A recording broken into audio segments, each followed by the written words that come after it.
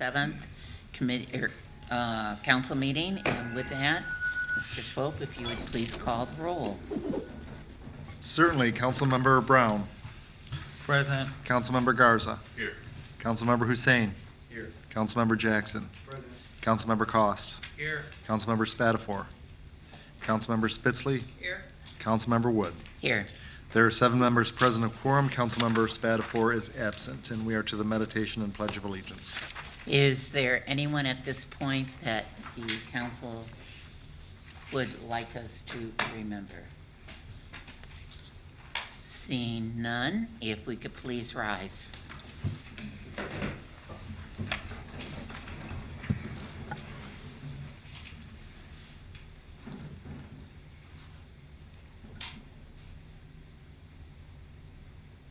Thank you. I pledge allegiance to the flag of the United States of America and to the republic for which it stands, one nation, under God, indivisible, with liberty and justice for all.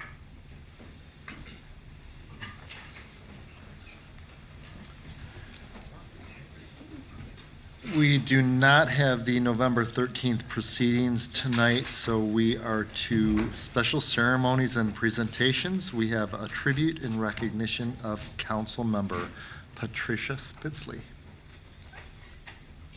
Thank you. We're going to do it right here, right where she sits and right where we sit. As a body, we watch council members come and we watch council members go. And at this time, even though we have one more meeting, Councilmember Spitzley, this is Councilmember Spitzley's last meeting. So I thought that it would be appropriate for us, one, to recognize her with a resolution. She can either stick it on her wall or in her closet. It just depends on what day it is and how she's feeling. But wanted to, first of all, thank her for her service as a council member and a community member. Patricia started off doing community service and working with her neighborhood. That's how Patricia and I got to know each other. She also served on the Parks Board. And then when we had the ice storm, she also served on the review board looking at the issues within dealing with the ice storm and how to make sure that those issues were rectified and that there were changes made. She was elected to council, and as she was saying just a little bit ago, she promised 8 years, and so a woman of her word. And we appreciate all the service that she's given us, all the numerous committees that she sat on, serving as president of council and steering the ship. And she will be missed, and it will be, I know that she will continue to keep in contact. Her voice is one that is heard in the community and will not be silenced. I can assure you of that. With that, I thought, first of all, I'll move the resolution that we have for her, and then I give each of the council members a few minutes to give your congratulations to her service, to us as a body and to us as a community. And with that, I would move the resolution. All those in favor? Yeah, we'll pass the resolution, then I'll open it up. All those in favor say aye. Aye. Opposed? And with this, I will pass this down. Thank you. Okay. So we'll start off with Councilmember Hussein's hand went up right away. Sure. I'll be incredibly brief, but Patricia and I, we actually met back in, I think it was 2010, as part of our service on the park board. And so I feel as citizens of the city, excited and interested in supporting people within the city, entities such as parks within the city and beyond. I think we've kind of learned alongside one another. I think we've learned from one another. And one of the things I always have appreciated about Pat is that she critically thinks her way through issues. She asks the second and third questions, which we always appreciate. I think it always advances whatever issue we're vetting, and that she's always sincere in everything that she does. And so it's bittersweet. I do know that I'm incredibly excited for you and for your family. I know your family has grown quite a bit these past 13 years, and I think this gives you the requisite time to really spend with your grandchildren and spend additional time with your mother. And so again, excited for them, excited for you, a little bit sad for us, but as President Wood said, we know you're not going anywhere, and the advocacy will continue in whatever capacity you can continue it in. So again, appreciate you, appreciate the opportunity to learn from you all these years, and I do consider you a friend. Thank you.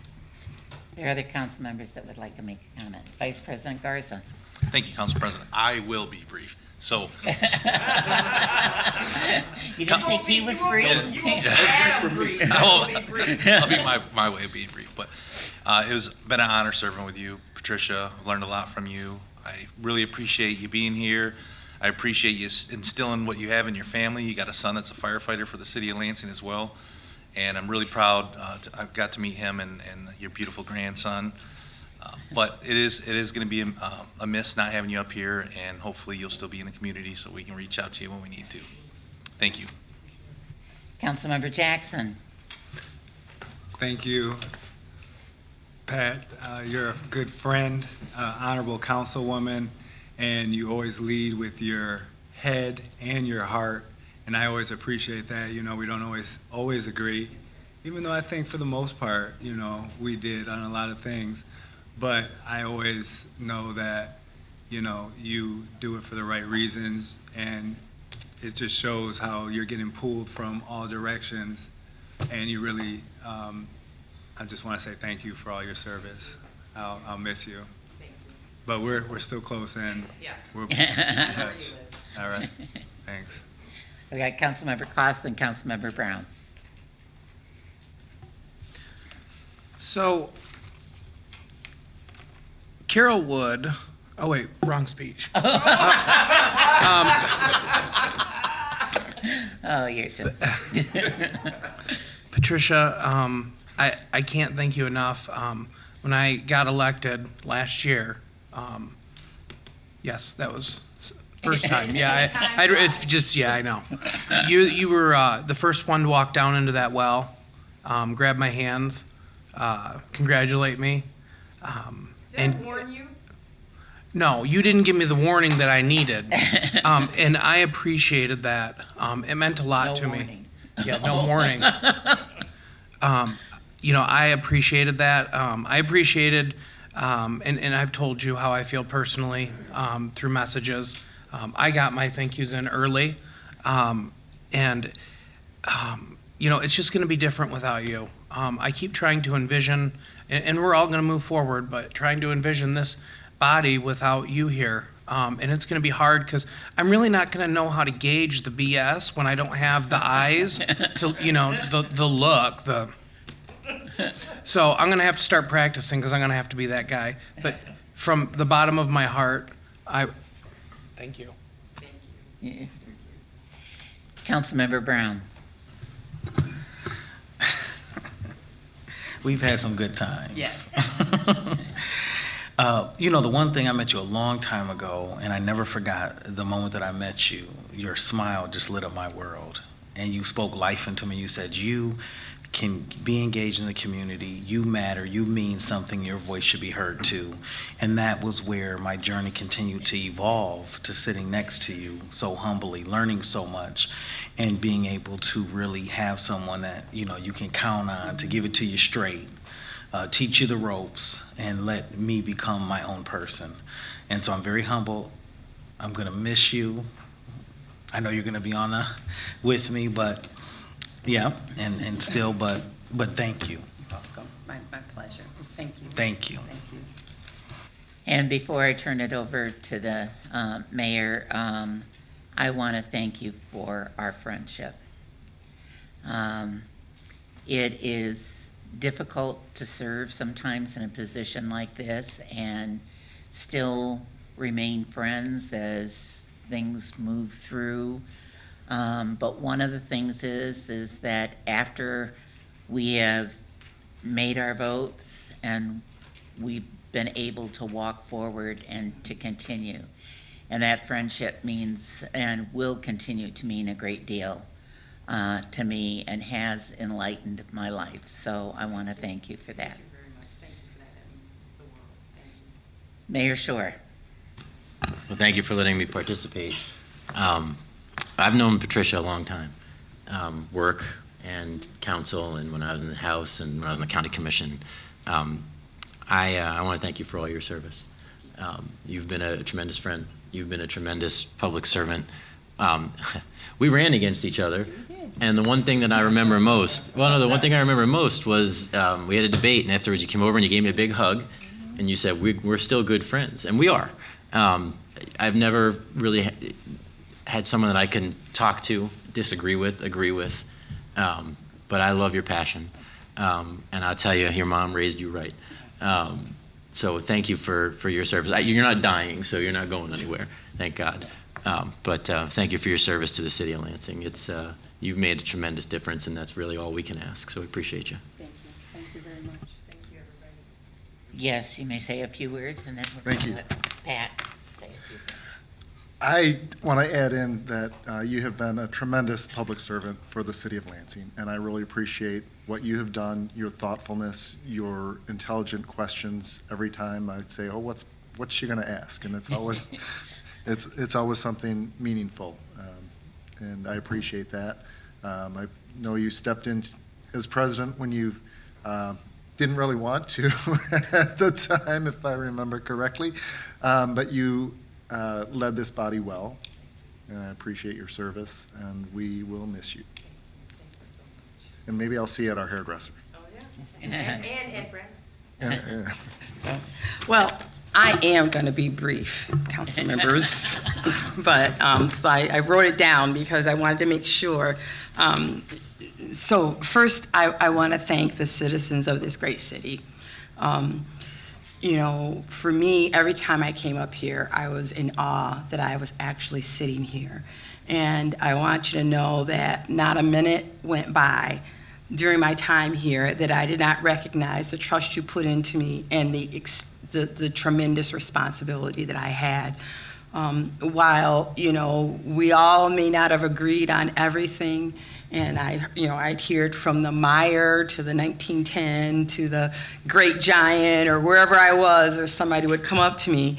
I hope you all know that the well-being of the city of Lansing was always forefront in my mind, and whenever I came up here, that was my focus and goal. I was always prepared and always asking the questions that I knew that the residents and the citizens wanted to ask of me. I wanted to thank Renee and Sherry, because goodness knows I would have been a hot mess up here without them. So thank you, Sherry. You know, to my fellow council members, it has absolutely been my absolute honor to serve with you. Again, we have not always agreed, but I know that each one of you come here wanting the best for the city. And I always tell people, we all want the same thing. We want this city to thrive and be the best it can be. Getting there sometimes is bumpy, you know, and getting consensus. But I've never left here thinking I'm never going to speak to that person again or anything like that. We have vigorous debates. We agree, we disagree, we move on, and then we come back to do the business of the city, and that's all anybody can ask for. And so I thank you guys. You know, the things you want to say about Carol Wood, I will not be brief, so I can't say too much other than, you know, the intimidation when you first meet her lasts about, and then you realize, you know, how deep she cares for the residents. I mean, deeply care. And you watch her, and she becomes that mentor on how you are then supposed to be and govern and be the best you can be. And I couldn't have had a better example or a better mentor to guide me when you were my VP and I was president and I was scared to death. But the comfort I had, and truly the comfort I had, was that I knew you knew what was going on. And I knew Sherry was there. And so that made everything right in the world while we were up here. And so I appreciate that. And I want to thank you from the bottom of my heart for that, because it meant the world to me.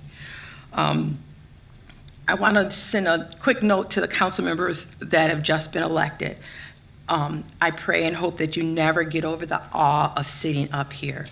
I never did, and I think that awe makes you a better council person, because you continue to believe that, people are trusted in you to do the right thing. To the city of Lansing, I ask that you continue to stay involved. Join a commission or a board. I always say this.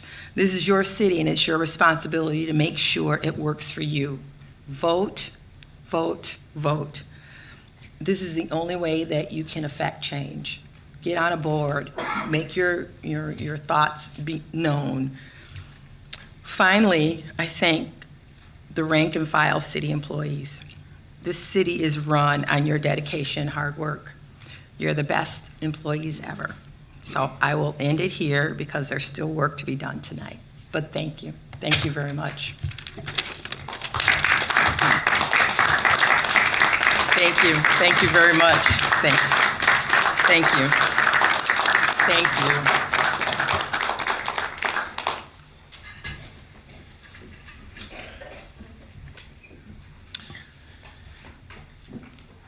And we are to comments by council members and the city clerk. Councilmember comments. Councilmember Cost. Thank you, President Wood. Quickly, December 2nd, Saturday, 10 to noon, we will be having the First Ward constituent meeting at our new location, which is the Allen Neighborhood Center. That's 1611 East Kalamazoo Street.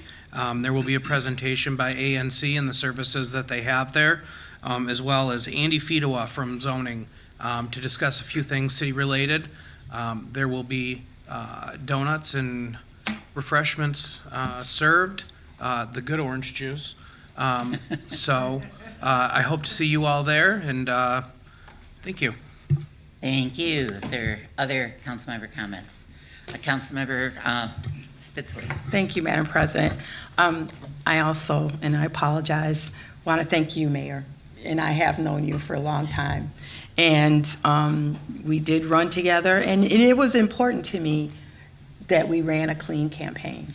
You know I don't do all that other stuff, and so I appreciate that. And we don't always agree, and we haven't agreed on some things this past year, but I know that it was, my view and my point is always for the best of the citizens. So I did want to say thank you. I didn't want to miss that time, so thank you, Madam President. You're welcome. Councilmember Hussein. Well, first, I'm not going to steal Mr. Paul Anderson's thunder. We have a very incredible family, second row to our left up here, the Andersons, incredibly committed to this community, and I believe Paul will be speaking to the Holiday in the Square event that will take place this Friday. But I did want to, because I know he won't thank himself, I did want to thank Paul. I wanted to thank his amazing wife, Jasmine, as well as his kids. I know that they were earlier in November up at the Square in preparation for the Holiday in the Square event, decorating.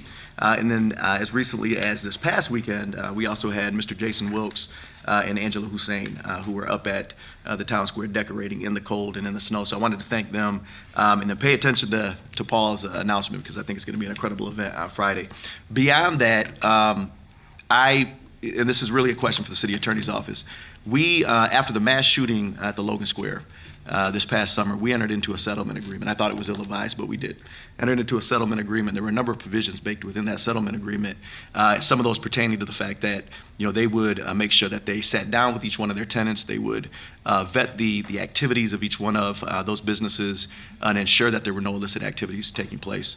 I have long had concerns with regard to one particular business in that particular plaza, well, quite a few, but this is one that we haven't been able to shut down for one reason or the other. My suspicion, based on a number of things, dealt with the potential of prostitution, solicitation, that type of thing happening at this particular location. It was interesting to me to drive by recently and notice that it had been tagged, it had been shut down. for apparent code issues. But what was even more interesting is we looked at BSNA and we looked at some of the enforcement actions that were in BSNA that the sister business on Cedar Street had also been shut down. I would like an update. I think this entire council deserves an update in terms of what is taking place, what type of enforcement action is taking place. I would assume that the LPD is involved, that there's been some type of investigation. And with that, I would like to know what that means for our settlement agreement. I would assume that that renders that null and void, and I would assume we would be back in court pushing a public nuisance action against this particular owner and management company. Thank you. Councilmember Hussein, would you like that at the December 11th meeting? That'd be fantastic. Thank you. All right, we'll make sure that that's at the December 11th meeting. Okay, other council member comments? I just want to remind everyone of the Rejuvenating South Lansing meeting, which is tomorrow night, and that is at the Alfreda Smith Southside Community Center. And the speaker at that will be our community police liaison officer, and he will be doing an update of Officer Rudd will be doing an update of crime and safety and how to start neighborhood watches. And so we encourage people to come out. That's at 6:30, and the meeting is always over promptly at 8:30. So again, that is tomorrow night at 6:30 for the Rejuvenating South Lansing, and you don't have to be a South Lansing member to attend. So with that, I'll turn it back over to the clerk. Thank you, President Wood. Just a couple things regarding election-related things. Last council meeting, the council adopted a resolution that I'd requested relocating some polling places for 3 precincts, and I just want to announce that the voter cards have been mailed to the impacted voters. So watch your mail for that. If you're in precinct 9, 36, or 38, and additionally to that, the Election Commission today adopted some new precinct boundaries to provide some financial savings to the city, and this was discussed at the meeting a couple weeks ago, to consolidate precincts and provide some savings. So those cards will be going out in the next several weeks. And then with relation to upcoming elections, we do have the presidential primary February 27th. With the new constitutional rights, we have around 15 or 16,000 voters who would automatically get a ballot. But for the presidential primary, we need to know what political party ballot you want. So we will be sending out a political party ballot selection form in the next 2 to 3 weeks. So watch for that. And also we have the filing deadline. I'll repeat, since we don't have a lot of meetings before January 23rd, the filing deadline for the Charter Commission is 4:00 p.m. on Tuesday, January 23rd. You can file in my office. And with that, we are to community event announcements. If anyone in the audience has a community event, we'll give you up to 1 minute to tell us the details. Good evening, everybody. Good evening. My name is Paul Anderson. I'm here on behalf of SWAG, Southwest Action Group. We are having a Holiday in the Square event. It'll be December 1st at 6 p.m. till 7:30, Pleasant Grove and at the corner of Pleasant Grove and Holmes in the town square.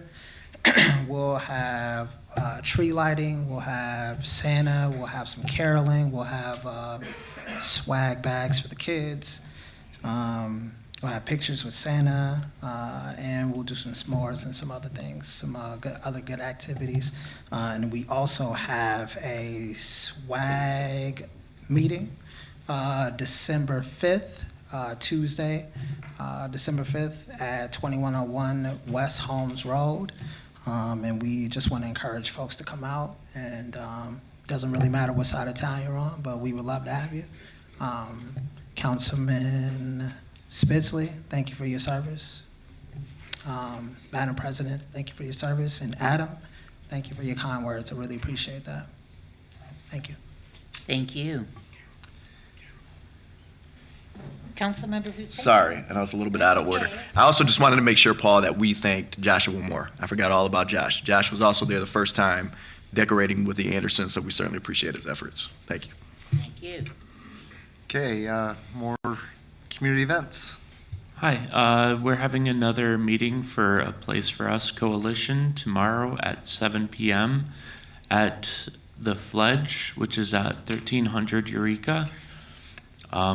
Basically, what we're trying to do is create fairer shelter and treatment facility options for the LGBT population of Lansing, who is currently discriminated against. The biggest player in the game is City Rescue Mission, which is about to control 80% of the beds in the city, and they openly discriminate on sex, gender, sexual orientation, as well as religion, and we need to do something about that. Thank you. Thank you. Thank you. Other community events? Hi, my name is Jasmine Anderson. I'm the Director of Equitable Economic Development at LEAP. And we have a program called One and All that helps people with business ideas or new businesses really just continue to pursue that, teach them how to write their business plan, pitch their business, marketing, things like that. And applications for that program is now open. At the completion of the program, you'll also receive $2,500 of seed money for your business. So visit purelansing.com for that information. My contact information is also on the website if you have any questions. Thank you. Thank you. Thank you. Any other community events? All right, then, I'll announce at this time that if you want to sign up for public comment for legislative matters, that's a blue form in the back. That includes the scheduled public hearing, item 3, up through item 12. Although it's my understanding items 10 and 12 will not be acted on tonight. Correct. But you can still comment on them, so we'll give you about another 30 seconds to get with Evelyn in the back and complete a blue form if you wish to speak. And with that, we are to the mayor's comments. Mayor Shore. Thank you, Madam President. First, I apologize for being a little late. I missed the prayer. I'm not sure if someone mentioned that. Hope we'll all keep the family of Kathy Wilbur in our thoughts and prayers. Kathy passed extremely unexpectedly, at least to me. This weekend, she was a legend in the education community. She worked at Central Michigan University, at Michigan State University. She just retired a month or two ago, and apparently she had cancer. It was in remission.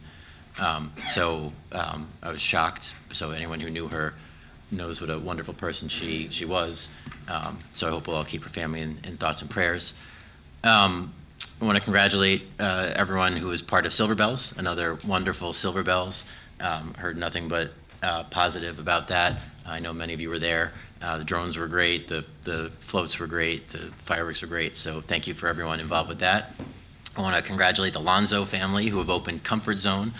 Councilman Costa and I were both there, and it was a wonderful event. So it's another great place, taking over an empty location in the old Leo's Lounge.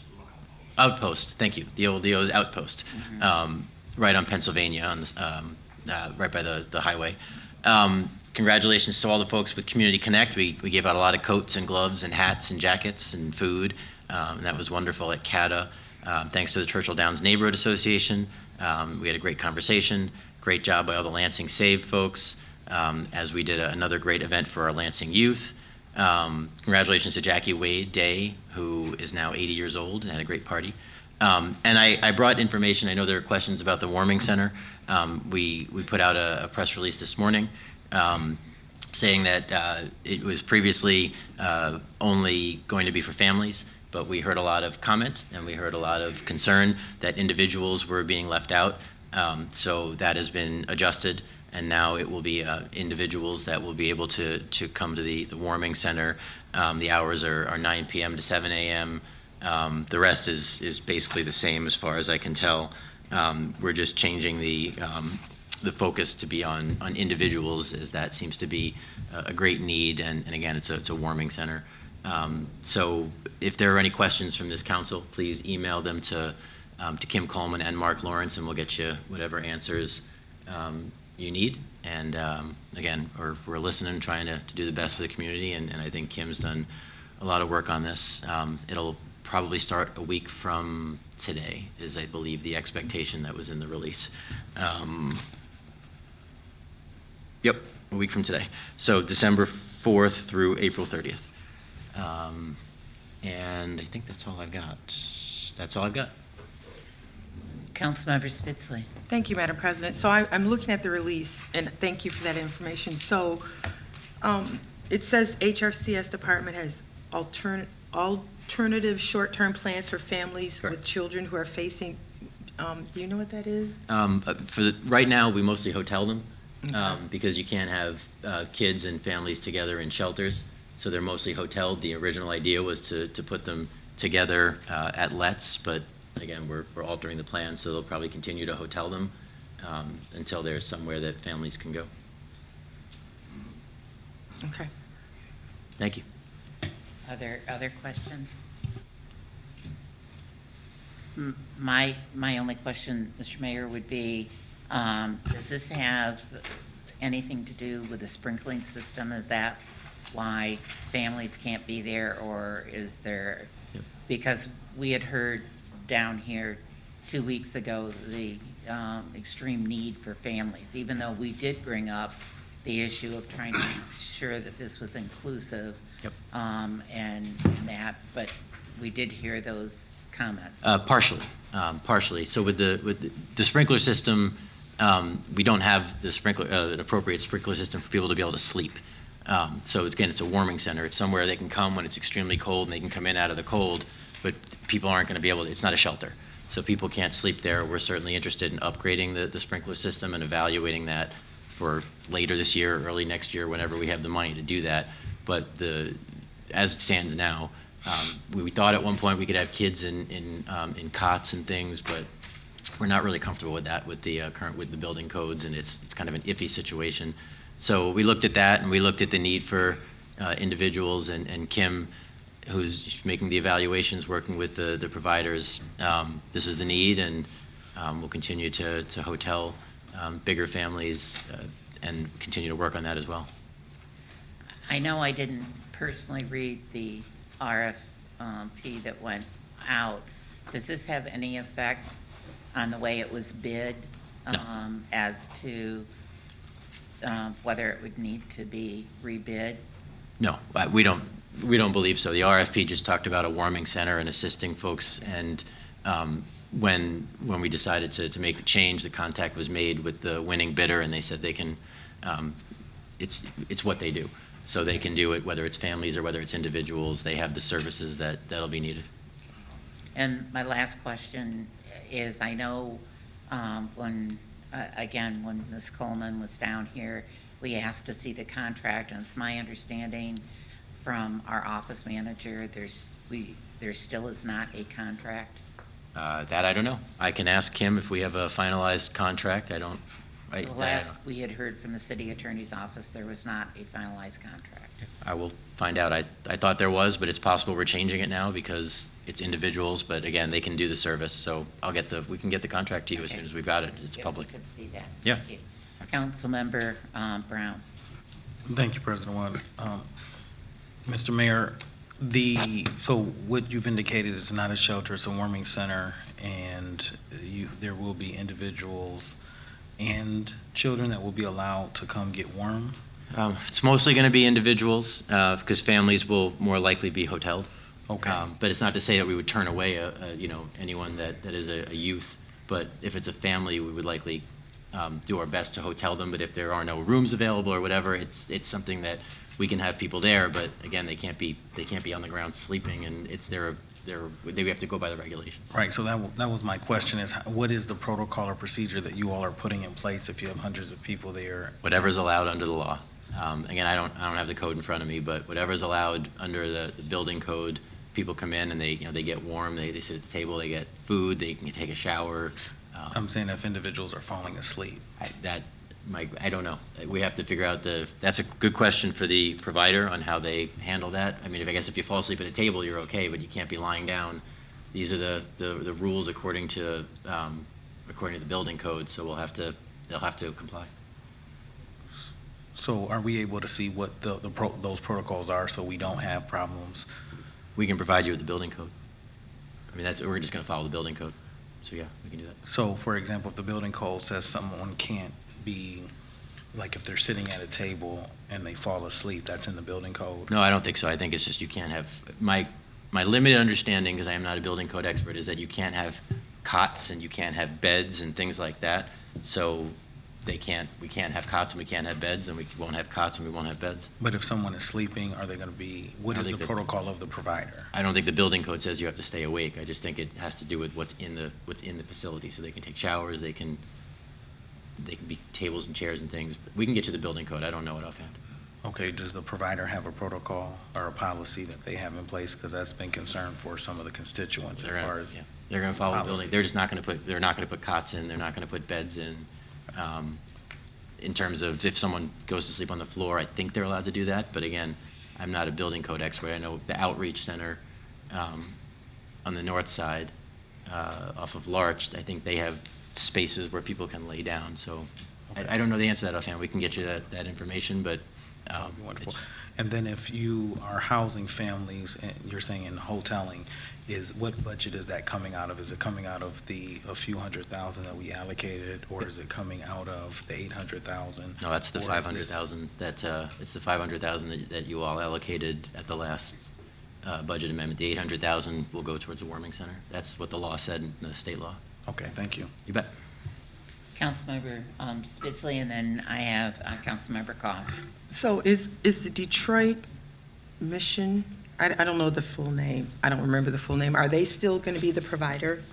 Yep, the Detroit, I'm sorry, Go ahead, no. the Detroit Rescue Mission Ministries. They do it in several counties, and they work with local governments all over the place. And so for me, I get that. I continue to have an issue with a faith-based, the city of Lansing contracting with a faith-based group, and making sure that we don't run afoul of any kind of discrimination or discriminatory activities. They have to follow our ordinances. They have to follow, all right. They take money from us, they have to follow our ordinances. They're not going to be proselytizing or No, anything like nope. that. They will follow our ordinances. They were the only ones to bid, by the way. But they will follow our ordinances. Thank you. Councilmember Cost.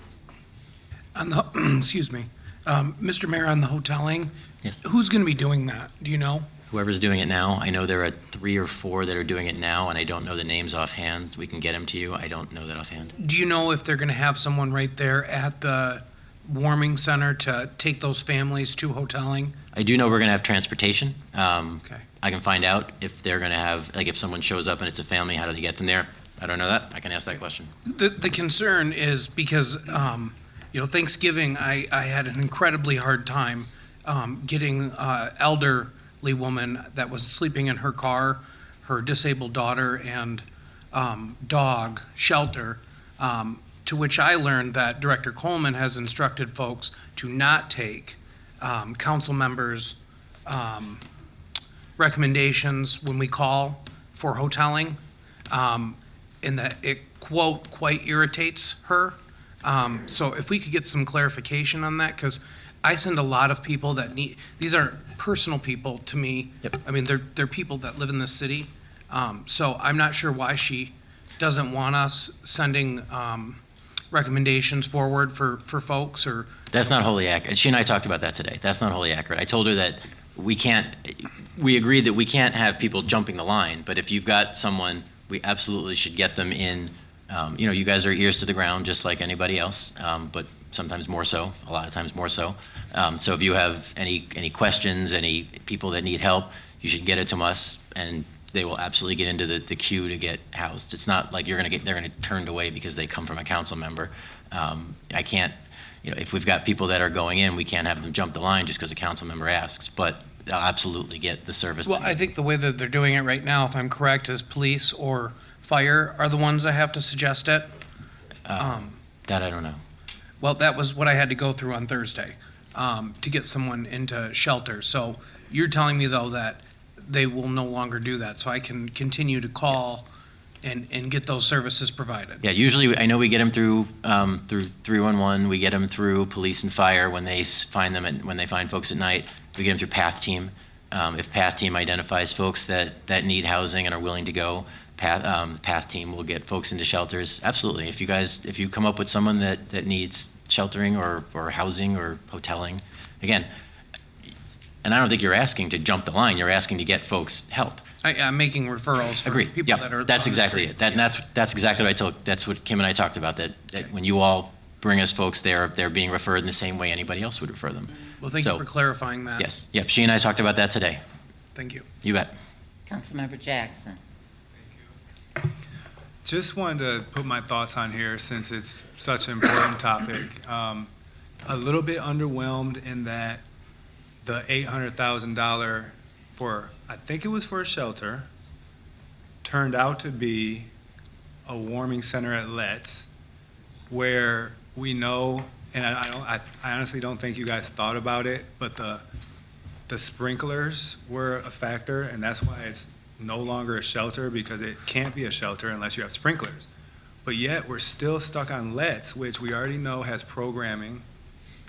It's a smaller building, and it just seems like places like, for example, the lobby at City Hall, sprinklers, police, facilities, Foster Center, centrally located, more space, a gym that doesn't have late night programming, I don't believe. And even Southside Community Center has a lot of space and police and facilities. So it's like, I want to see this work out, and I'm glad that we're talking about it. It's cold now, I'm glad we're talking about it, and it's just not the space, because now, if we could have any of those other spaces, we could put cots down and people could actually fall asleep if they wanted to and not have to worry about, sitting up in a chair or on the wall or whatever the plan is, or on the bare floor because there's no cots. They're still gonna sleep on the floor. I don't think that's what we wanted with all that money. And I hope that we can get it right. So if it's this year's the plan, or if there's still room to look at other spaces that have some sprinklers and you can put a cot down, I think that would be a good idea. So it was warming center in the law that was passed, but we did have every intention to update the sprinklers at Let's. We still have intention, although the money's going to come to you all. We still have to accept and appropriate that money, so you're going to have your say in what to do with that $800,000. I don't disagree with you that we should have a place where there can be sprinklers. I don't think they have that at Foster, and I don't know. But the evaluation was finding somewhere close to the downtown, because that's where the highest number of folks of need are. And we heard that from the legislators that passed this. And Let's is the only place we own. In terms of using that money to buy a building and then have to update the building, that would eat up most of the money. That's the issue. We had to look at somewhere that we own, and this was the closest to the downtown that we own, that had capacity. Certainly we can put, I want to say it's maybe 200,000, but that might be wrong. Whatever the right amount is to update the sprinklers and then be able to make it a better warming center. But that was the intention from the beginning, was warming center concept, somewhere for people to go out in the cold. So I appreciate that, and we certainly, again, we're trying to listen to folks, and that's why it went from families to individuals in addition to, the sprinklers and other things. But, I know Kim is doing her best with the resources at hand, and those dollars, especially the $800,000, really should go to, the law said it had to go to infrastructure, and we're trying to figure out what that means. But certainly updating the sprinkler system using those dollars. But again, that's going to come to you all I hope in January. We're still waiting for the state to tell us what conditions go on all of the dollars that they gave us, which is why you haven't had any of it in front of you. So we'll have that conversation, certainly. Just a quick thing. So, we've had the community center warming plan being asked for a few years now. And we're not making any changes to the building, it sounds like, to Let's, and we're not buying cots and beds or anything like that. So, I don't know, it just seems like all our money is going towards staff people for that time. Service. Certainly we have to have security. You have to have people there to make sure that everything is safe. It has to be done right. It has to be service to make sure it's not just put people in a room. It's making sure that there are the appropriate folks that can help them. You have to have service to help folks that are in a room with need, and that's what Detroit Rescue Mission is doing. And again, I'd like to see some of those dollars go towards infrastructure. You bet. Councilmember Klaus? He had brought up a point that I had not thought of. So in the budget that we read that Detroit Rescue Mission had, it did budget in their blankets and cots and stuff. So now that that's off the table, do you know if they're going to put more money into casework or into care? Because I don't think they have much budgeted on there other than the 8 people that are going to be security/employees. I honestly don't know. I'm sure they can still get blankets and things like that. If it's just not buying cots, I don't know where that money will be redirected to. We can find out. Okay, thank you. Okay, I think that does it. Thank you. Sorry, it took a little more time. My apologies. No, that's all right. All right. I'm lost. We are to public comment on legislative matters. I wouldn't admit that on the microphone. Okay. Public comment on legislative matters, which again is items 3 through 12 on the printed council agenda. Item 3 is a public hearing, Z9 2023 Osband Avenue rezoning from IND 2 General Industrial to R6A Urban Detached Residential. Councilmember Spitzley. Thank you, Madam President. So what we have before us is a request for a rezone. The rezone is located in an area that is already predominantly single-family. So this request from IND 2 General Industrial to R-6A Urban Detached Residential would be consistent with the surrounding neighborhoods. It is my understanding that this parcel will be rezoned and a single-family home will be put on the lot. It has the approval of the planning and zoning, and it is consistent with the surrounding neighborhoods. And with that, I guess I don't move a resolution, but that's the reason for the public hearing, is for the rezone. Thank you, Councilmember Spitzley. Okay, we have Stephanie Williams followed by Stan Schuck.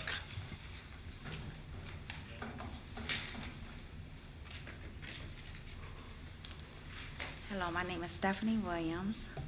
I am the owner of this property. I bought it. My son, Makai Williams, was murdered on that street right in front of that property, February 5th. We came to know that that property was available for purchase on May 29th. So May 30th, we put in the bid to buy it. We purchased it cash. So I'm asking if you guys could go ahead and approve it to be overturned so I can put a house there for me to be there with my son. Thank you. Thank you. Next is Stan Schuck, followed by Christopher Green Smidzinski. Yeah, good evening, Stan Schuck. I'm going to speak on a couple things. Number 3, first of all, I've lived in that neighborhood my whole life. And I got to tell you, there's like 3 or 4 lots on Osmond Street. They're all zoned industrial, everything from Mount Hope all the way down around the curve. To say that it fits in, it isn't really realistic. There's a car wash on the corner. There's a vacant house that was so much problems for the city next to that. Then there's the driveway into the drop forge facility or heat treating facility. And then they own a couple other ones. And then you go down a little farther around the curve and FDA Hayes owns quite a bit. But that area is all light industrial, which is an absolute commodity in the city of Lansing. It's light industrial from basically from Mount Hope and Osmond all the way up around Osmond up to Gordon, FD Hayes, They've got quite a facility back in there at the dead end of Beale Street. You go around the bend on the Rundle, it's all light industrial, all the way up to the old Schaefer's Bakery that's being used for the CSO project base right now. It's very noisy. And God bless her and the loss of her son. And speaking of that, the violence, I'm going to get right on that. The violence in that neighborhood is something else. And as we're all here tonight, you may or may not know there was another shooting tonight at Holmes and Cedar Street at the library there. Also, you got number 9, you got prosecutors grant. That's what they need. They need to learn how to put people in jail, is what they did. But on that tune, the FBI came out with a new list today. If you'd like, I could send you the link. Lansing has once again climbed the ladder. We are now the 7th most violent city in the United States per capita. That came out this evening. Do we need some work on that? Yeah, we do. But like I said, take in some consideration about Osmond. If she wanted to build her, I wouldn't have anything against it. But I do see that area as one of the last light industrial areas that could be developed for revenue stream, jobs, employment, you name it. That's all I got. Oh, I want to also say, Patricia, God bless you in this new chapter, and Carol, I know yours is coming up too, and God bless you guys all for your service to the city. Thank you. Thank you. Next is Christopher Green Schmidzinski, followed by Sandra Bingley.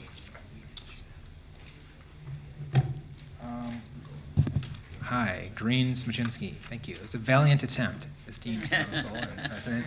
Can I speak on resolution 10? Okay. Ward 2 here. Hello. Long-time listener, first-time caller. I'm here asking you to support the development of 425 South Grand Avenue into housing. I was listening to council, as I do, a couple weeks ago. As you know, Lansing needs housing. There's a rent crunch right now. And when I say housing, I don't mean just single-family detached housing, but housing, places where people can live, condos, row houses, apartments, cottages. This building, I heard you say that it was 100 units or so. It's highly walkable to transit, to healthcare, a grocery store, other amenities. It's right in the downtown area. As mentioned during city council, it's earning 0 in property taxes for the last 10 years, and it's earning less than $6,000 yearly in parking fees. By developing this into a livable space, we get more neighbors, awesome, but we also get property taxes. And property taxes on a building of this parcel size in the city of Lansing are $50,000 up to hundreds of thousands of dollars in our area. That's money from a fiscal perspective that can go back into our city. It can pay for parks and firefighters. It can revamp our warming centers. It can pay for neighborhood roads, your salaries. It can go into whatever it is that you decide. Also 100 new neighbors is, I think, a great thing. 100 people going to Thai Village downtown and checking out Marie's cooking. It's excellent. 100 people going to the Hobnob and supporting Trish's new business. 100 people buying board games and playing them at Summit. 100 people studying at LCC and going to Strange Matter. 100 people walking to Capital Market. Like, this is a win in my book. And I hope that you consider supporting this and other housing developments of this type. Thank you for your time. Thank you. Thank you. Next we have Sandra Bingley.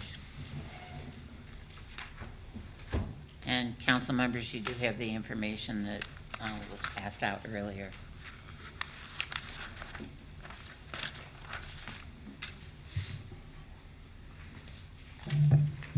Hello, my name is Sandra Bingley. I live at 1839 Bradley. You can pull that microphone down, ma'am. There.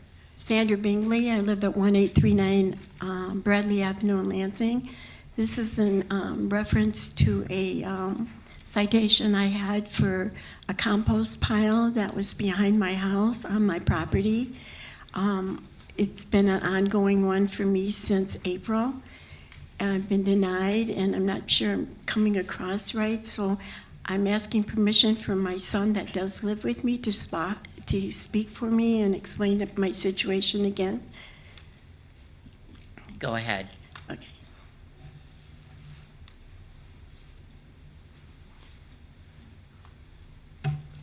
As my mom said, it was a compost pile on my mother's property, and the city of Lansing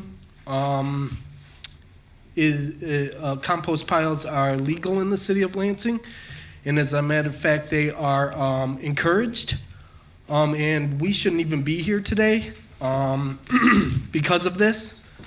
And when we first received the letter in the mail for yard debris in the backyard, we immediately emailed back to Larry Connolly, and after no response, we started calling, and we received no response again until we finally got in contact with him, and that's when he did acknowledge that he did receive the email in his mailbox, and he said that the job had already been contracted out, and he admitted that composting was fine. And he said when the contractors come out, just tell them that to stop the job. It just happened to be on the same day that they came out, and my mother rushed out and told them to stop, but they said no, we were already contracted out, and they ended up destroying my mother's compost heap. In the pictures that follow in the packet that that has been given to you, it shows pictures of where the property line is and where it starts, and behind it is the fence in which my mom built for reasons that she wanted to. But my mother's compost was used for potting soil. She put leaves in there, yard debris.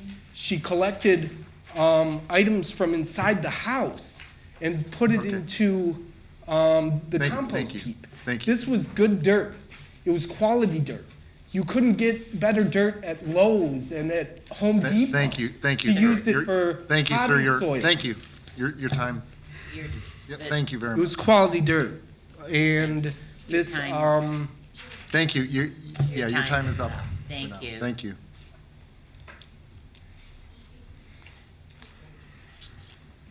That was our last speaker. We are to referral of the public hearing, item 3. That'll go back to development and planning. Okay, then we are to the consent agenda. Vice President Garza. Thank you, Council President. What we have before us is in support of the state of Michigan creation of the We the People Plaza. We have a reappointment of Raquel Sparkman as the 3rd Ward member of the Diversity, Equity, and Inclusion Advisory Board with a term to expire June 30th, 2027. Setting a public hearing on noise special permit, Leave It and Start Excavating, Inc. to allow combined sewer overflow. That's at 15 South, the 15 South project. We have a grant acceptance for Environment, Great Lakes, and Energy. That's Eagle Sewer Overflow and Stormwater Reuse Municipal Grant. And lastly, we have a grant acceptance for Services Training Officers Prosecutors, Stop Violence Against Women Grant. Okay, with that, our consent agenda, all those in favor say aye.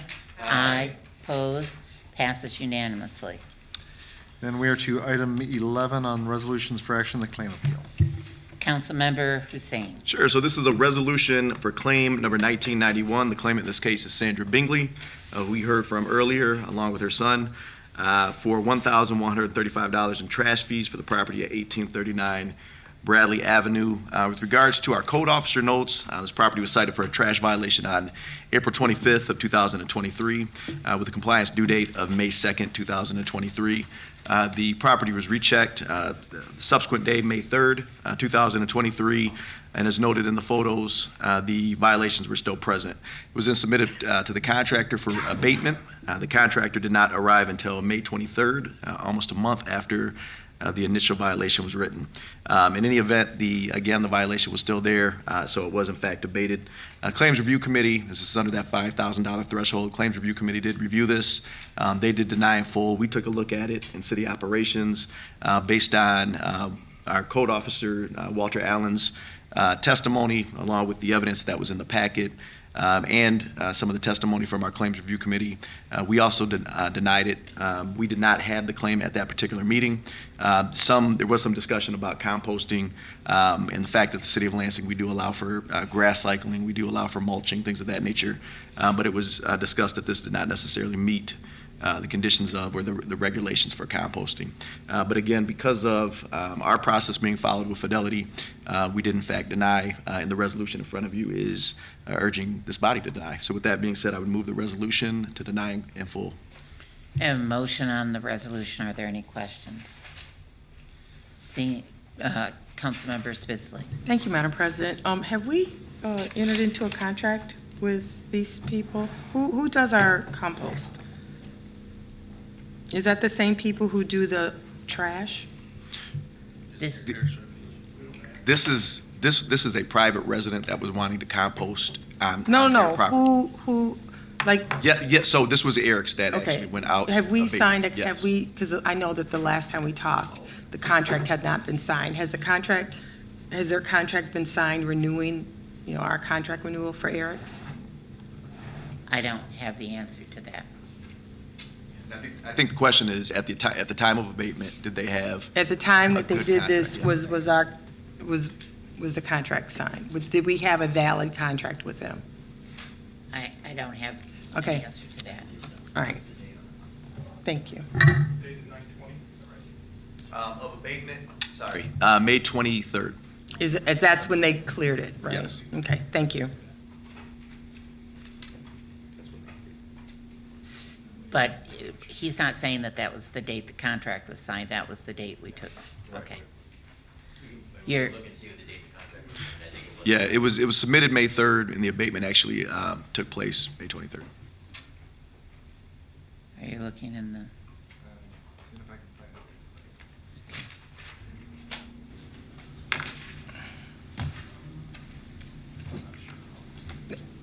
I think it was just recent that there was an issue of whether or not the contract was signed. I'm assuming that the contract was signed in May, that there was a valid contract. I think it was just recent where there was a contract issue, if I'm not mistaken. I'm not inclined to vote yes on something if we don't have a valid contract, but I think at the time that this happened, we did have a valid contract. Mark is looking, and so is Clerk Swope. So if you would wait we'll wait just a minute and see whether we have that information.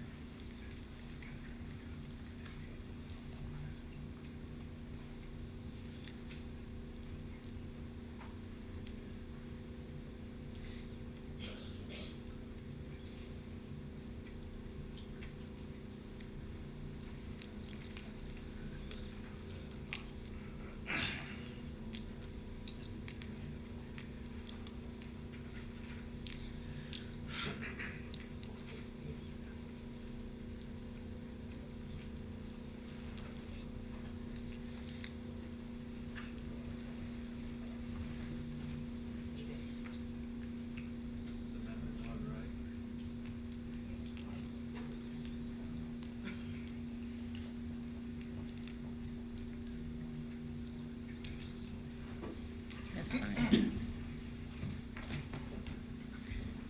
Councilwoman Spitzley, it would appear that. City, would you like to be recognized? Yes, sorry, ma'am. City Attorney's Office. It would appear that the contract was originally entered into in November of 2022, and that as of November of this year, November 2022, it looks like it has now been extended through October 31 of 2024. So it would have been valid at the time and has now been extended. All right, thank you. We appreciate everybody's effort to get that looked Yeah, up. appreciate it. Thank you Thank very much. So we have a motion before us. All those in favor say aye. Aye. Opposed? Okay, the item still passes.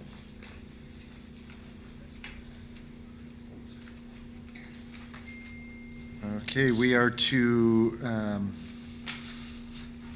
speaker registration for public comment on city government-related matters. That is the yellow sheet in the back. If you have not signed in and wish to address council, please sign in on the yellow sheet in the next minute or so. In the meantime, we are to reports of officers, boards, and commissions. Vice President Garza. Thank you, Council President. I move that all items be considered as being read in full and that the proper referrals be made by the President. We have a motion in front of us. All those in favor say aye. Aye. Opposed? Passes unanimously. We have items from the clerk, minutes of boards and commissions. Placed on file. Notice of veto of resolution 2023-312. Placed on file. Internal auditor report on Treasury Department. That will go to the mayor's office because there are referrals, recommendations on that, and to the Treasury Department. Okay, the HRCS grants reporting summary. And that will go to the mayor's office along with the HRCS department. We have from the mayor, 1, 2, 3, 4, 5, 6, 7, 8, 9, 10 traffic control orders. And those will go to city operations. We have objecting to the transfer of unsold tax reverted parcels from the Ingham County Treasurer.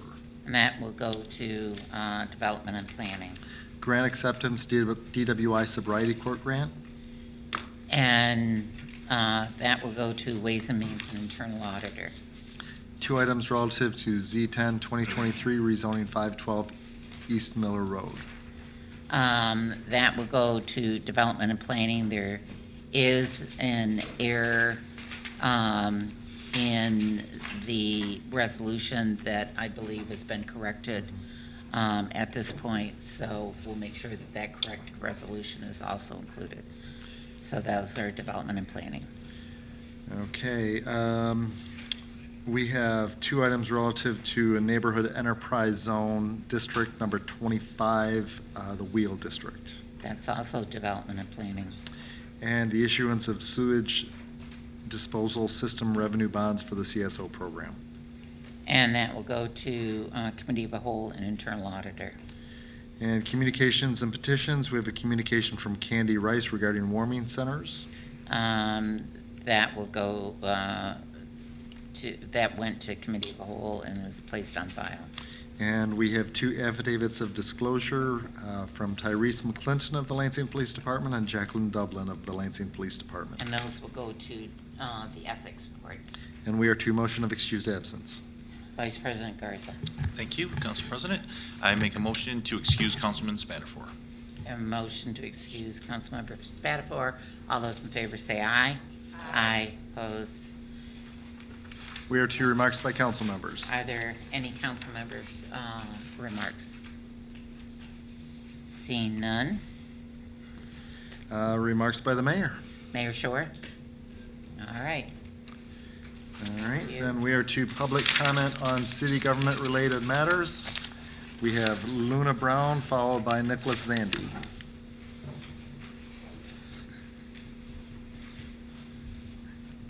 And speakers will have up to 3 minutes to address city council. Okay, well, first off, let me say I'm really happy that the warming center is being opened up to like all adults rather than just families, which really isn't where the need's at. I do still have a big problem with us contracting through Detroit Rescue Mission Ministries, which has a history of discrimination.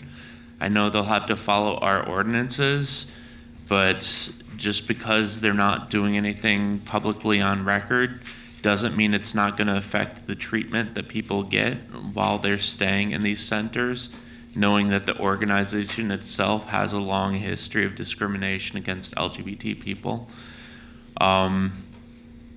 Aside from that, I would like to talk about the violence in the city. I had a friend who was jumped and robbed at the Cata bus station yesterday. It was by a group of teenagers, and that's honestly a trend I've been noticing in this city with the violent crime, is most of it's being committed by teenagers. And, you know, you just have to ask yourself, like, why is this happening? Why is it specifically teenagers that are committing all the violent crime? And I think a big part of it is they don't have anything to do in this city. The community centers don't really offer any programming for teenagers, and the programming that is offered are in the form of classes which many of our impoverished families can't afford to put their kids in. We don't really have any youth programs that are available to all without charge, and that needs to change. The city should really be looking more into that and do whatever's needed to provide things for these teenagers to do, so that the only option isn't just to go to the library and play Roblox on the public computer, which seems to be like all there is for a lot of them to do is that, or if they have a video game console at home. There's really no community building, you know, unless they're in some sort of group within the school. And even that, like, school clubs and organizations have been declining in recent years, and there's nothing really filling that gap. So whatever we can do to address this problem would be amazing. We really need more youth services in general in Lansing to help curb the problem of teenage violence and give teens and kids something to do besides causing trouble. Thanks. Thank you. Thank you. Next we have Nicholas Zandy, followed by Linda Appling.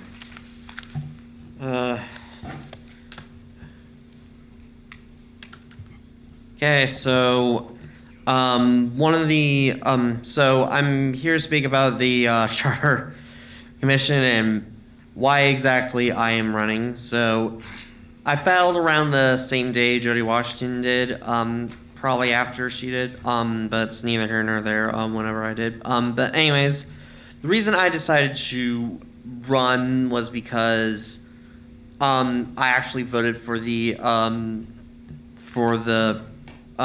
city to open up the city charter. The reason was I'm just sick of this at-large nonsense. It's been taking up too much of the city council, and because of that, it's one ward tends to have power too much over the city council. Previously, it was the fourth ward, but now, following this election, it's going to be the second ward, which, yes, it is my ward, but that doesn't mean I have to be happy about it. It is just downright wrong for one ward to dominate the others, and that's why I think if I'm elected to the city charter, which probably is a good chance that I might get elected if there's just 9 candidates or so, and also I'm a pretty established name, but anyways, should I get elected, I hope to get rid of the at-large seats and either increase the number of wards or make it so that each ward has 2 council members per ward, so that representation is more well balanced, and that poor people can have more of a voice on the city council. And also, though I'm not entirely in favor of a city manager position, I do, however, support the idea of the creation of an actual lieutenant governor, deputy mayor, which is similar to that tongue slip thing, lieutenant governor, where they are elected separately from the mayor and just take over when the mayor is not there. And they would preside over council meetings and break ties whenever needed. So, and also make the city attorney, city treasurer, and city assessor elected positions rather than appointed ones, rather similar to that of the Lansing city clerk, who now just left the room. And that's what I want to see changed, and that's all I need to say, and I hope to win, and I'll yield the rest of my time. Thank you. Thank you. Our next speaker is Linda Appling, followed by Daniel Arnold.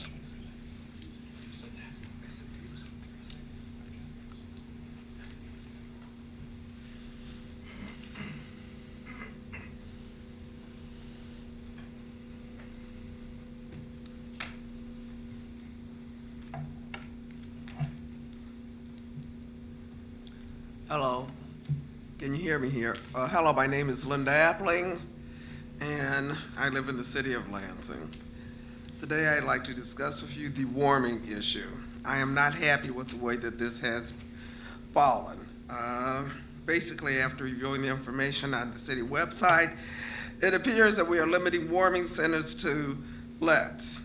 This leaves numerous people out in the cold, particularly everybody in the wards outside of lets. The various wards should not be deprived of a location to get warm. Why a warming center is not available for each ward is simply not supportable, nor do I fully understand this. It would be advisable to review vacant buildings in each ward and see which ones would be useful as warming centers. For example, would the Elks, which is an MLK building, be useful? I don't know. Also, the UAW buildings. UAW has a number of vacant buildings, well, not vacant, but they aren't used at night, and I'm quite sure they would be more than glad to assist us in this matter. Thirdly, what about the Mason building? That building that they want to make our new city hall. The mayor has already indicated that he thought that that building was in good shape. I'm quite sure if we're going to be using it, that we might as well start now and put people in there to get warm. At least my tax dollars would be going for something useful. But again, I say that the city needs to take a good look at what it's doing, because the current situation is just not tenable. I have no idea how you're going to be getting people from the 3rd Ward all the way over here to Letts. That doesn't even make sense to me. Thank you. Thank you. Our next speaker is Daniel Arnold, followed by Stan Schuck. Hi, everybody. Happy holidays. This is Daniel Arnold. I'm out in the community continuing to do my government walks to visit vulnerable populations that, I get resources from, and I want to find more of their story and hear about. I really appreciate all that Luna has been sharing, because, I go to City Rescue Mission regularly and benefit from their services with food, and bring my girlfriend here, Wendy, and these other people that came, James and Diane. They came to just be there with me here, and so I'm just glad there's a great support system in our city. But we're all working together to meet diverse needs, and so City Rescue Mission, I don't want to end what they're doing, but also. Let's all come aside all the different needs, like the needs that Linda just mentioned for the warming centers. Let's just all make sure we take care of everybody. A big theme in my life is to delight yourself in the Lord, and He will give you the desires of your heart. I feel that this city blesses me so much. All the council members, Mayor Shore has been wonderful to me. All of you here, thank you, Patricia Spitzley. I'm just really very glad to be here with all of you. You bless me, and it's hard to think sometimes. Like I don't do a job necessarily, but right now, Tri-County CIT, if you heard about them, that is Crisis Intervention Team De-Escalation, is a training for police and de-escalation in mental health scenarios to help them be more considerate and have less terrible atrocities happen. Things go wrong, and so they're really working on de-escalation, and members of the fire department are coming out to that, and so it's just expanding. And I, as a consumer advocate board member, have the opportunity to sit in on the full training. So I'm just gonna do my best to keep living my life for you guys. You should tell me what you need, and trying to build a team. You know, we at the police commissioner meeting, 3 of my friends were there, and I'm just in a company of great people like Jody Washington over here and Loretta, and I just love hearing Nick always share what he wants to share, and I kind of miss Erica Lynn and Michael Lynn, seeing them come all the time, and I see Norma back there, just so many people that just really care to make this city great.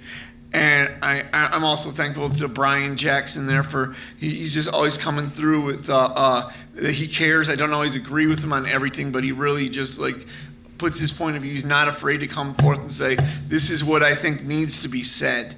So thank you all, every one of you, Councilmember Cost, for bringing your concerns, Councilmember Hussein for bringing your perspective with education, and Councilmember Garza for just being a good friend, and Kara Wood for just always being willing to hear diverse opinions. Councilmember Jeffrey Brown, you're just always a great friend to me, and all of you, thank you, and have a really great holiday. Let's all have a safe, happy holiday, and I was glad for Silver Bells. Thanks. Thank you. All right, next is Stan Shuck, followed by Loretta Stanaway. Good evening, Stan Shuck. While we're on the compost tonight, you know, what's the history of that? And one thing you do have is an ordinance against smells, odors, or gases exceeding the property lines. Not to mention when you bring organic matter from in the house, put it outside in a pile, you attract vermin. Lord knows we don't have a vector services anymore, so vermin are a huge problem in the city of Lansing at this point. And I would also like to congratulate the mayor that he raised the compost fee for every property owner in this city, made it through the whole year without hiring one employee to pick up composting. Congratulations on that. I want my money back. I got 2 full lots. I paid for 6 people on each one of those lots. I got none. You sent out an alert, which is hysterical on Facebook, that November 27th begins the last week for composting, but you didn't even pick up last week's composting.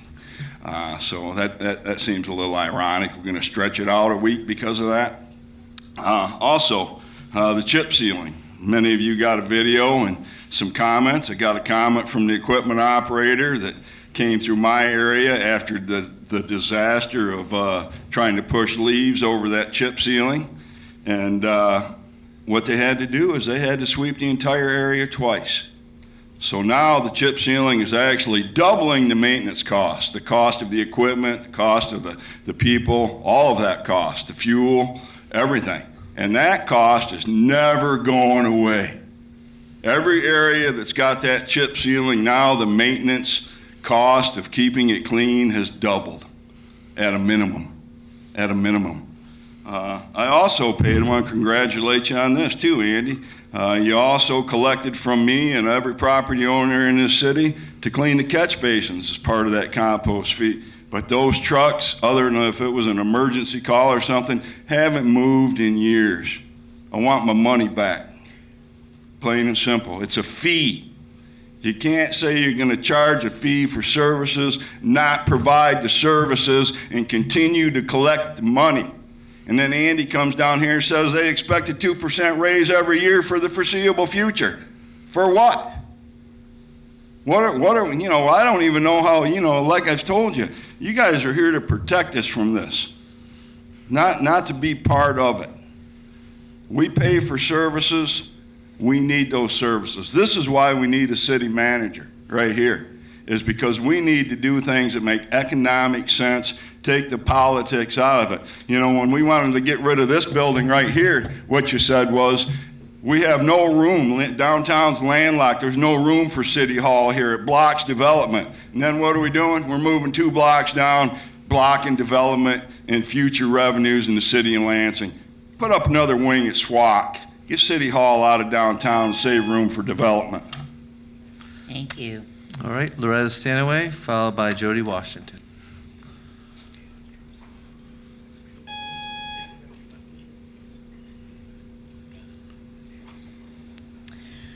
Well, I was somewhat encouraged when I came down here this afternoon and found out there had been a change in the plans for the quote warming center, warming shelter, whatever label you want to put on it. I think it's a good step in the right direction. I thank the administration, who had seemed very tone deaf and maybe has now got some earwax out and can hear us. But that's not far enough. We need 4 shelters. We need 1 in each ward. We have community centers available to do it. There are already electric and utilities being used in those facilities as it is. There's already all the needed space. There's already all the options for bringing in some coffee or some hot chocolates or some bottles of water. We can get staffing. If we can't get staffing, we can get volunteers. I don't think it would be too difficult to get people to volunteer, especially if you tied in with churches or other civic groups, to get their staffing filled with volunteers or at least supplemented with volunteers. You have not addressed how anyone from the other parts of the city is going to get to lets, especially, I don't know exactly what time the buses quit running, but I think 9 o'clock at night's pretty close, at least during the winter snow months. So how do you expect people to get to one facility when you have 3 others sitting unused and unoccupied for the specific hours that you're talking about needing shelter? You've made some good progress. Don't stop at that point. Move forward. Listen to what your people are telling you entirely, not just partly. And don't come back at us with, well, it's an infrastructure change. We listen to the public, we listen to the council, when really what you've listened to is the building inspectors. Thank you. Thank you. All right, next is Jody Washington, followed by Kyle Richard. Thank you, Jody Washington. Again, I did not intend to speak tonight, but when I heard about the warming center, I almost wanted to put a fork in my eye, okay? We know the change was not made because the public was listened to. Okay, we all know it's because the building isn't equipped. Let's keep hoteling them, guys. I don't know about you, if I were a tourist coming to Lansing, I don't want to stay in a hotel where half of the population in that hotel is homeless.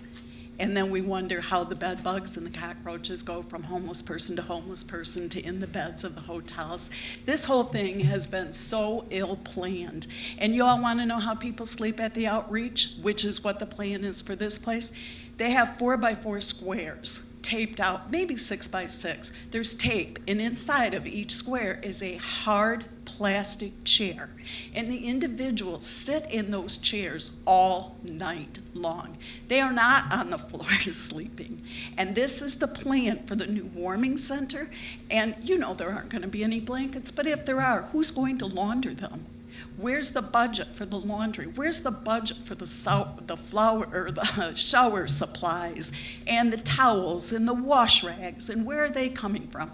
We have $800,000 and another $200,000. We will burn through $1 million with a plan that has had no critical thinking, no plan whatsoever. This is a winter shelter. It is not a warming center. And if you all don't quit using that term, my head's gonna spin, okay?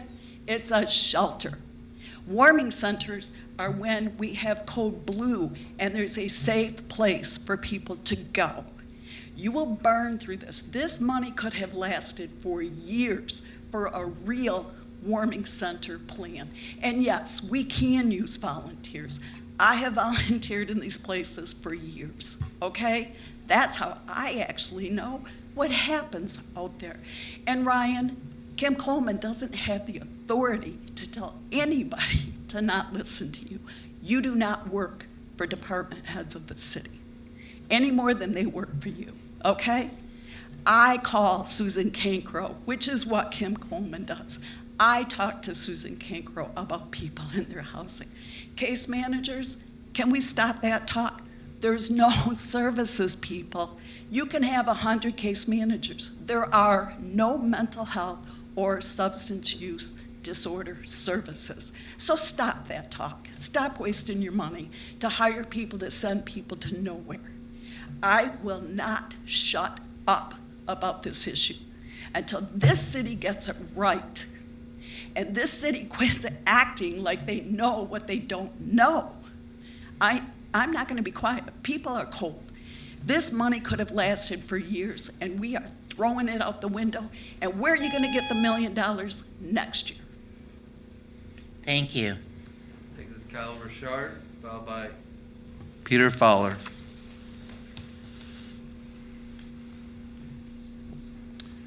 Thank you everyone for being here tonight. Good evening. Kyle Richard, 4th Ward.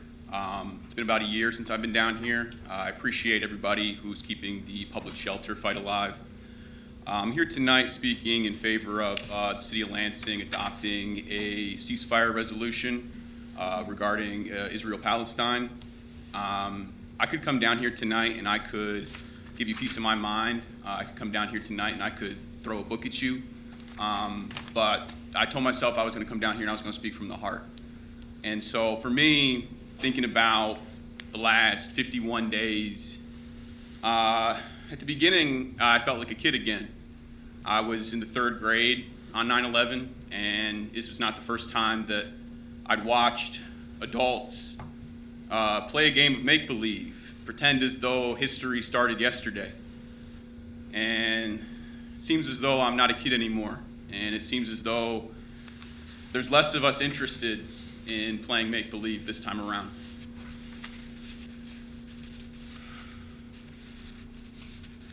It's pretty difficult to watch the President of the United States say, "Oh well, we can't trust those numbers. We can't trust those numbers," and then have a document be released with thousands of names and birthdays, citizen ID numbers, children writing their names on their arms, lest they be a number. And I was reminded of stories of a grandfather I never met, a German boy living on the family farm in Wisconsin. A German boy who, at the age of 17, stood up at his family's table and he said, "I'll go. I'll go then." And so that German boy went to Europe for the first time in his life. And that German boy killed Nazis. Don't let anyone tell you this is a complicated issue. Those are our bombs.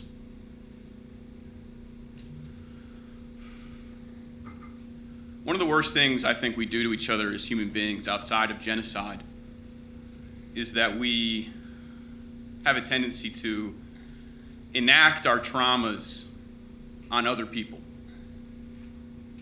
It's not our kids, it's somebody else's.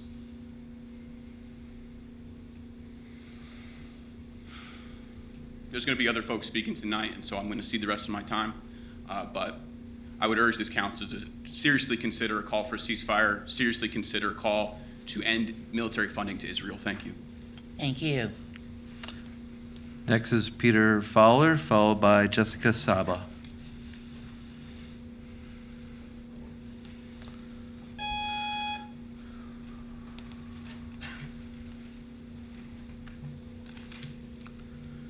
Greetings, everyone. Hear me okay?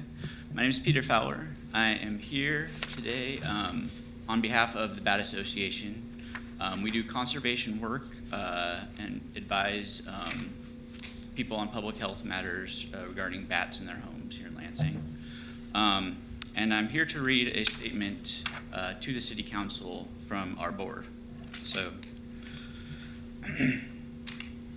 like many other colonial projects, the establishment of the State of Israel started with the forced removal of the native population, an estimated 700,000 Palestinians in 1948, an event known to Palestinians as El Nakba, also known as the catastrophe. Since then, the State of Israel has continued to defy international law, both within its borders through the establishment of apartheid laws disadvantaging non-Jewish citizens, and outside its borders through the ongoing occupation and annexation of Palestinian land. This would not be possible without the support from other colonial powers, chief among those the United States, who shares in both historical and contemporary injustices against our own native population and contributes billions of dollars annually in military aid to help support the occupation of Palestine. This support has been bipartisan and championed as supporting the Jewish community, which has historically been the target of massive injustice. Any resistance to this support has been smeared as anti-Semitic, but the truth is more simple. In the words of our current Commander-in-Chief, Joe Biden, if there were not an Israel, we would have to invent one to make sure our interests were preserved. The United States supports these atrocities not because it cares about the Jewish community, but to preserve our interests in the region. The occupation of Palestine is not complicated. It is not a conflict or a war or a religious dispute over territory. It is an ongoing settler colonialist project predicated on ethnic cleansing, which has used the real, historic, and ongoing oppression of the Jewish community as a shield against criticism. This is the context that paved the way for the Hamas atrocities on October 7th, something Israel is now using as a pretext for escalating its decades-long siege on Gaza. With U.S. support, Israel has dropped over 20 tons of explosives on one of the most densely populated places in the world, permanently displacing more than 1 million and killing over 15,000, the majority women and children. What we are witnessing and what our politicians are supporting on our behalf is not self-defense. A country with one of the most advanced militaries in the world, carpet bombing an area the size of Detroit, containing 4 times the population, is not self-defense, it is genocide. We hope our city council will join the mounting number of people calling for a sustained ceasefire and immediate, unrestricted humanitarian aid to Gaza. The city of Detroit already passed a resolution supporting a ceasefire. There's no reason Lansing Council shouldn't be doing the same. We are all complicit, and we should not be silent. Thank you for your time. Thank you, sir. Next is Jessica Saba, followed by Juan Nola. Hi, everyone. My name's Jessica Saba. I'm a Palestinian American. I wanted to share about my experience. About 2 years ago, when I traveled to, where I was trying to travel to the occupied West Bank, I'm married to a Palestinian American who has a Palestinian ID. So in order to travel together, we have to travel through Jordan because Israel prohibits him from using the Tel Aviv airport.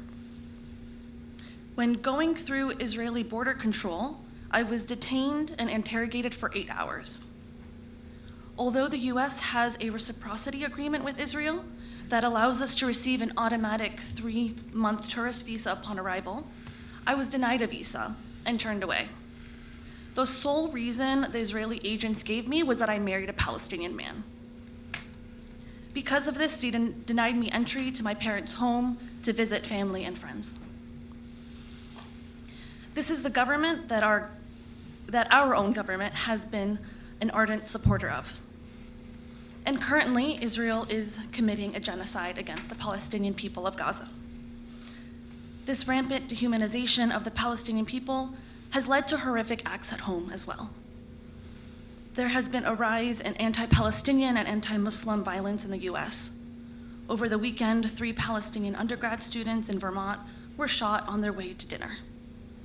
Last month, a 6-year-old child, Wadia Al-Fayoume, was stabbed to death by the landlord of his apartment for being Palestinian. I'm here to ask the City Council to affirm that there is no hierarchy of people, that all people deserve a life of dignity, and to affirm that all life is sacred.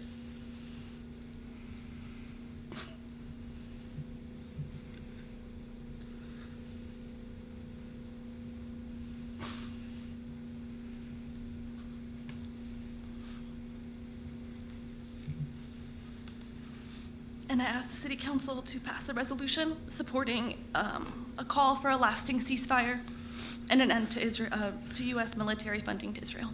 Thank you. Thank you. Next speaker is Juan Nola, followed by Willie Hobbs.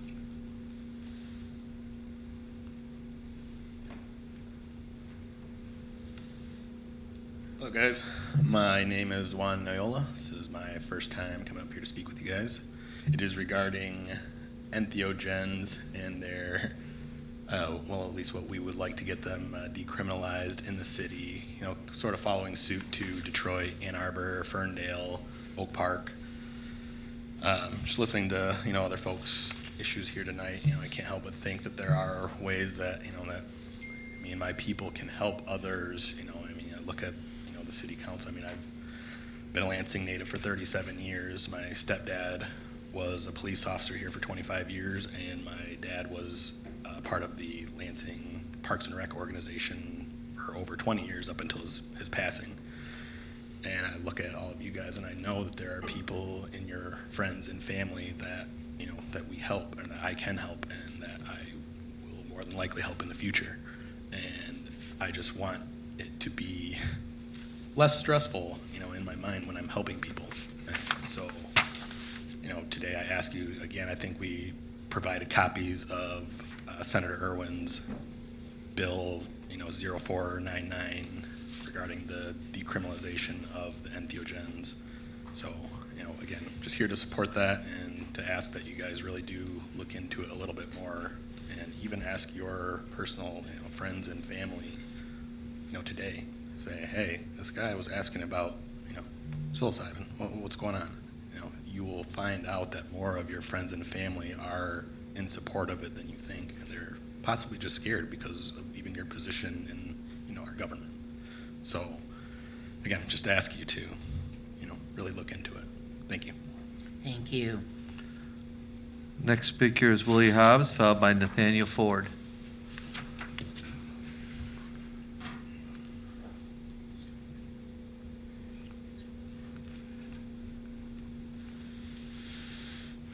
How y'all doing?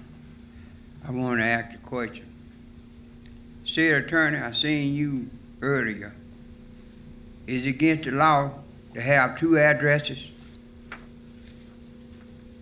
City Attorney.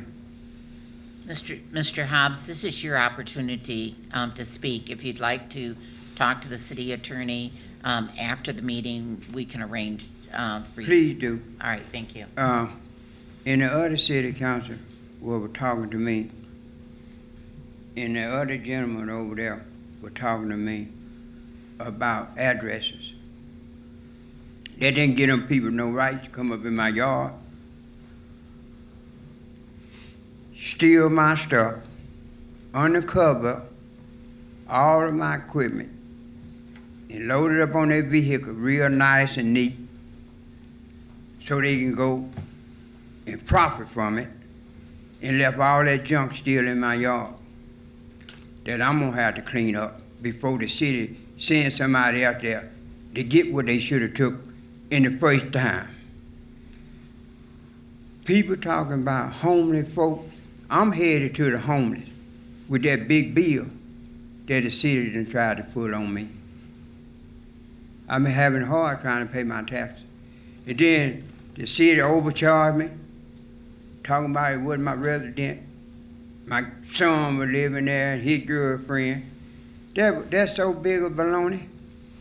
My son and my girlfriend and me, myself, were living there when I wanted to live there, when I wasn't in Chicago with my sister. Y'all just twisting this stuff up, trying to twist it up. But I'm gonna say this, you need to check code compliance and Eric, the people that cleaning up people's houses, because it ain't all what it amount to be. And I ain't through with it. If I had to subpoena everybody that's involved with this situation that I talked to, I want everybody's name because I know them, and I want them in court with me and tell what they said and what they told me. And what we all know what's going on with the code compliance and Eric. See, a lot of y'all young. I got sister and brother been here ever since 1968. And they've been dealing with this stuff for a long time. And I know some of this stuff been going on around here. And somebody need to know about it. So I'm here to tell people about it. Thank you. Thank you. Next speaker is Nathaniel Ford, followed by Norma Bear.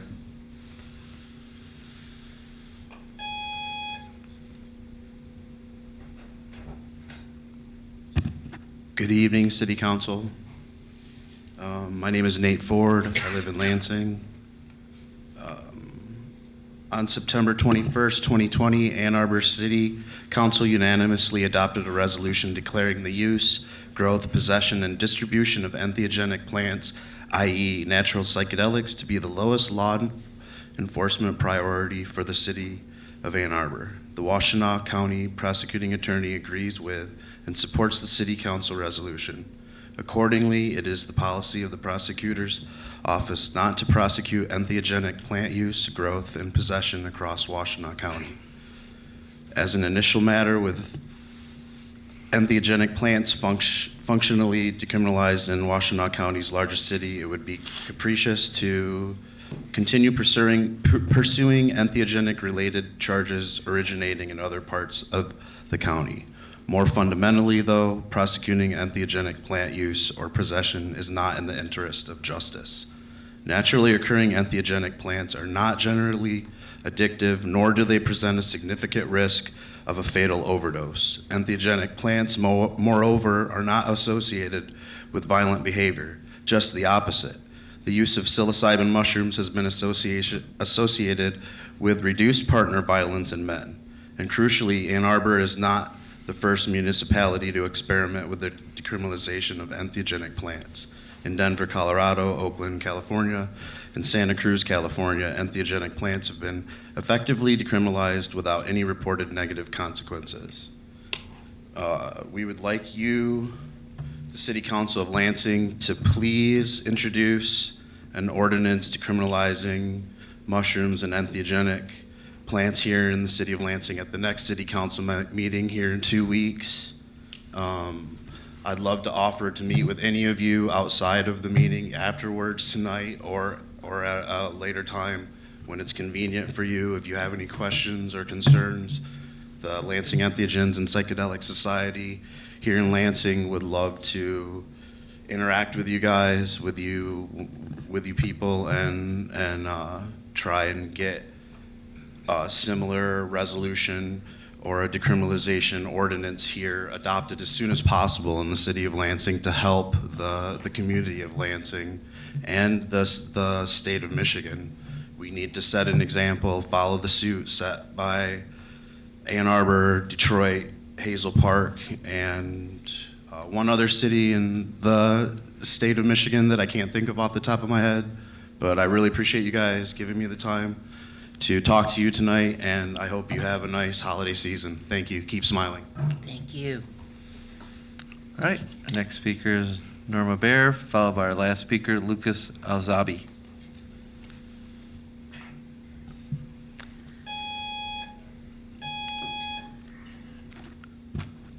That's Norma Bauer.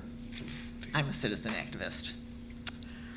Tonight we just watched how the city attorney, his staff, and the other people in the city government took a lot of time to figure out when or if there was a contract in place at a particular time.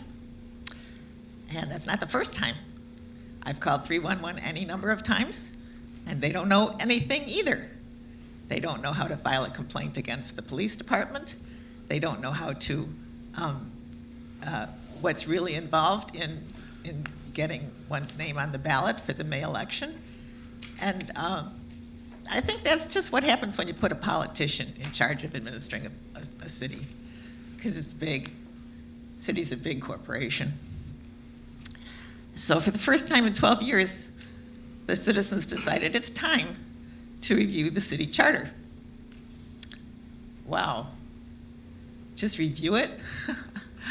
I don't know. I've done a little research, and I found out that 59% of American cities have gone to a city manager form of government. How did they do that? Did they have to wait 12 years? Are we going to have to wait another 12 years?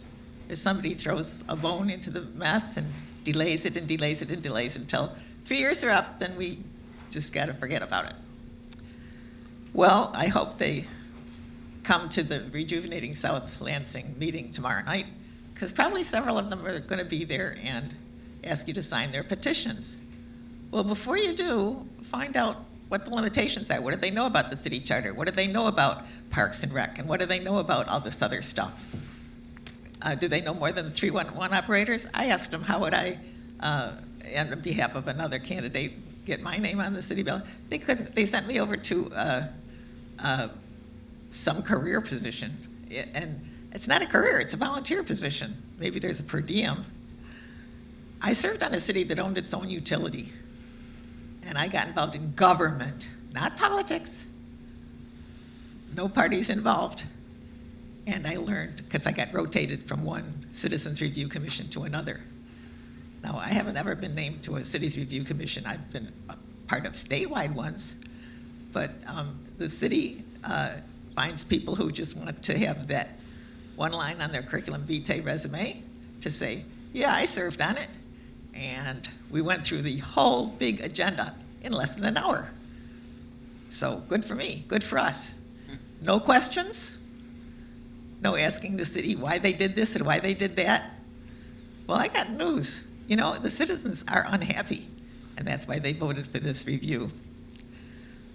So I really hope you'll follow Carol Wood's advice and come to Rejuvenating South Lansing, because they're probably going to be there and asking you to sign their petitions.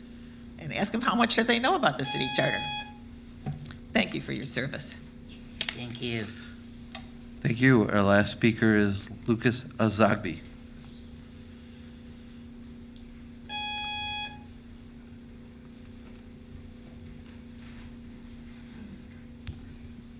Hi. Is that all right?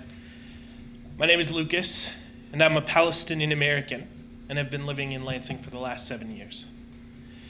I grew up under Israeli apartheid, where my freedom of travel was based on the fact that I was born Palestinian in the city of Bethlehem. And so, I wasn't able to travel on certain roads in my own country. I was not allowed to fly out of our local airport. There is a system of legal separation where Palestinians and Israelis have different laws and different rights. Palestinians are not afforded civil rights under apartheid. This became clear when a childhood friend was imprisoned and tortured by the Israeli military, and they ended up serving 6 months in prison without ever being accused of a crime. And this is a child, 15 years old. They subject Palestinians, and they being the Israeli state, the Israeli apartheid state, subject Palestinians to administrative detention, where they can imprison Palestinians for 3 months, renewable indefinitely, without ever accusing them of a crime or having any sort of counsel or due process. My own father was imprisoned and tortured numerous times without ever being accused of a crime and without having any legal representation. I'm speaking to ask the city to stand in solidarity with Palestinians and advocate for a permanent ceasefire to stop the genocide by urging federal representatives and President Biden to support a permanent ceasefire as well as an end to U.S. military funding to Israel.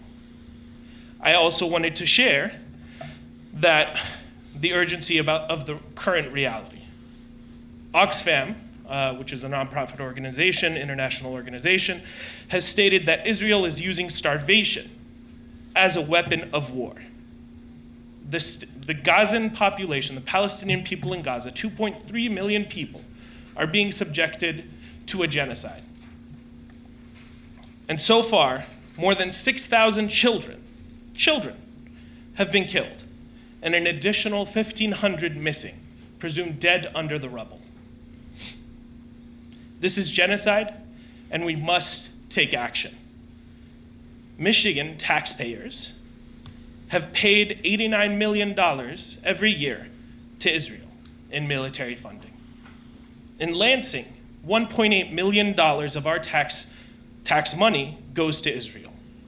We are all complicit. We are funding this genocide. And I ask you to take responsibility and do whatever you can to advocate for a permanent ceasefire and end to U.S. military funding. Thank you. Thank you.